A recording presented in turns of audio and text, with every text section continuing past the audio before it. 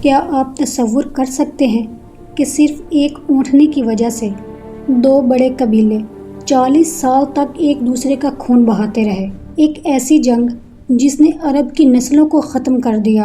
اس خوفناک تباہی کو تاریخ جنگ بسوس کے نام سے جانتی ہے۔ آئیے دیکھتے ہیں کہ یہ جنگ کیسے شروع ہوئی۔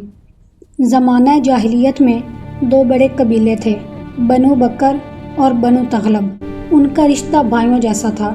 ایک دن بسوس نامی ایک عورت جو کہ بنو بکر سے تعلق رکھتی تھی، اس عورت کی اونٹنی بنو تغلب کے سردار کلیب کی چراگاہ میں گھس گئی۔ کلیب نے غصے میں اس اونٹنی کو تیر مار کر بری طرح زخمی کر دیا۔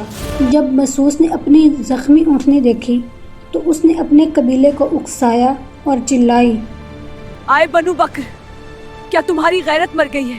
کیا میں تمہارے درمیان اتنی بے وقت ہوں کہ ایک ظالم سردار کلیب میری بے زبان اونٹنی کو تڑپا تڑپا کر مار دے اور تم خاموش تماشائی بنے رہو۔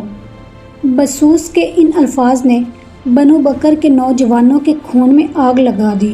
اس نے اپنے بھانجے جساس کی غیرت کو للکارتے ہوئے کہا، جساس، اگر تم اپنی خالہ کی یہ ذلت برداشت کر سکتے ہو تو جاؤ اور عورتوں کی طرح گھروں میں بیٹھ جاؤ۔ آج میری اونٹنی ماری گئی ہے، کل تمہاری عزتیں ماری جائیں گی۔ جساس غصے سے تلوار نکالتے ہوئے کہنے لگا، بس کر اے میری خالہ، اب کلیب کی موت ہی اس اونٹنی کے خون کا حساب دے گی۔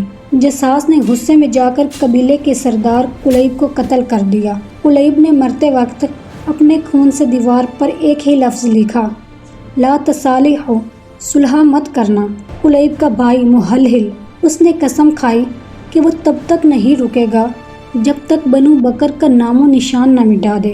اگلے 40 سال تک یہ دونوں قبیلے آپس میں لڑتے رہے۔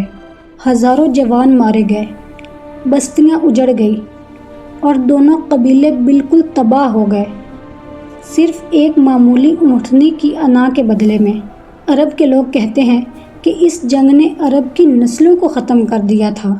یہ جنگ ہمیں سکھاتی ہے کہ چھوٹی سی انا کیسے نسلوں کو کھا جاتی ہے۔